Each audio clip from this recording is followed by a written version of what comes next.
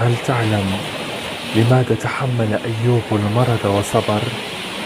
هل تعلم لماذا نزل موسى وجنوده إلى البحر؟ هل تعلم لماذا خرجت مريم بطفلها إلى الناس ولم تخشى لوم البشر؟ هل تعلم لماذا لم يخف حبيبنا محمد عليه الصلاة والسلام وصاحبه في الغار؟ ذلك لأن ثقتهم بالله كانت أكبر من خوفهم وحزنهم وألمهم.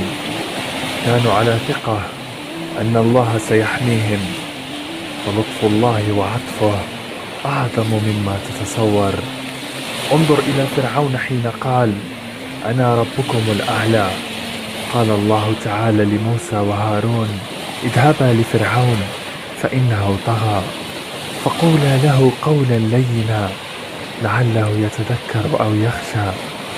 سبحانك يا رب، إن كان هذا عطفك بفرعون وهو القائل أنا ربكم الأعلى، فكيف يكون عطفك على عبد